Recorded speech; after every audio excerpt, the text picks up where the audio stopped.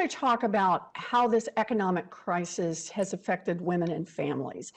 This year, women's workforce participation hit its lowest levels since 1988, and 26% of women who became unemployed this year said it was due to a lack of childcare. Mr. Harris, when you look at the data, do you agree that lack of childcare is one factor that is now holding our economy back? I agree that, yes. I agree that lack of childcare was a massive concern prior to the pandemic. It is a continued concern after the pandemic. And women's labor force participation, as you mentioned, Senator, is a critical aspect to long-term growth. And without a solution, particularly on the supply side for childcare, on the affordability of childcare, I don't think we'll see the levels of participation that we need in order to see the levels of growth that we want. Thank you, Mr. Harris. In fact, you are right when you refer to it was already a problem before the pandemic.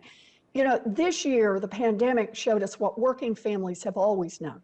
Childcare is critical infrastructure. And yet, for generations now, we have underinvested in our babies and we have left parents to just try to work it out on their own. Even before the pandemic, half of all Americans lived in childcare deserts, which are areas where there aren't enough licensed childcare slots for every child who needs one. And COVID only made this worse, as thousands of childcare providers have been forced to shut their doors. At the same time, childcare workers, mostly women and disproportionately women of color, are being paid poverty-level wages. So, Mr. Harris, let me ask you this. Do you support a robust federal investment in childcare to support families and to ensure that these caregiving jobs are good, middle-class, dependable jobs? Senator, I do support a robust investment in childcare for a few reasons, including some of the ones I just mentioned. But it's not just about getting families and particularly female workers back in the labor market. It's also just about making lives easier for working families. It doesn't have to be so hard. You mentioned the workforce issue. I believe the typical wage, I mentioned this earlier in my testimony, the typical wage for a child care worker is $12.25. That's inconsistent with their value towards children, and it's inconsistent with what we know about investment in child care and long-run productivity. So I am absolutely supportive of such an effort. Good. Well, thank you, Mr. Harris. I appreciate it. You know, I'm glad that President Biden has put this issue front and center, but we need enough federal funding to actually solve the problem, not just nibble around the edges on this. And that means $700 billion investment to raise the wages of every child care worker and guarantee affordable care for every family.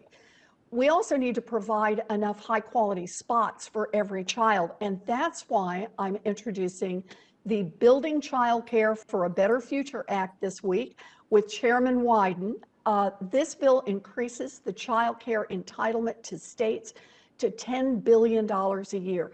And it also creates a new $5 billion a year supply building program to help child care providers open, get licensed, train, and hire skilled staff, and provide high quality care. So let me ask you, Professor Batchelder, could we fund transformative investments in child care, the kind we're talking about here, simply by giving the IRS the resources to make sure that the wealthy and the giant corporations are paying the taxes that they actually already owe? Yes, Senator. We could raise a large amount of revenue by reducing the tax gap and focusing that reduction on high net worth individuals and large corporations.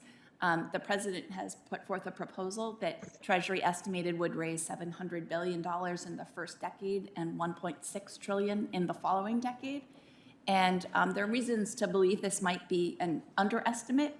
It does not include the effects of upgrading IT systems or improving taxpayer services. And it also does not include the indirect effects of additional enforcement on voluntary compliance. There's a lot of evidence that people comply more when enforcement is improved, even if they aren't personally audited.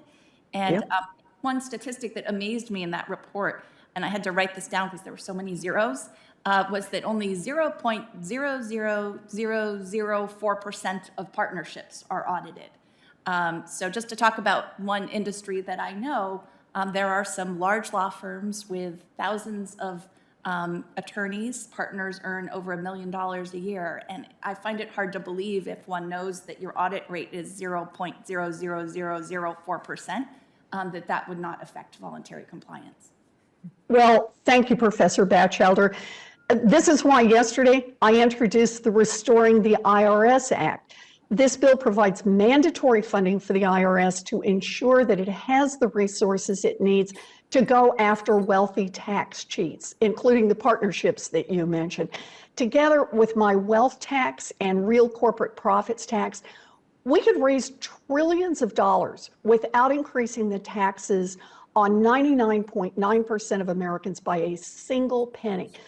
These three proposals together generate more than enough revenue to pay every cent of the Building Child Care for a Better Future Act, plus every cent of the investments in child care in President Biden's American Jobs Plan and American Families Plan, and every cent of all the other critical investments in families and workers in those two plans combined. So let's not waste this historic opportunity to invest in American families. Thank you, Mr. Chair.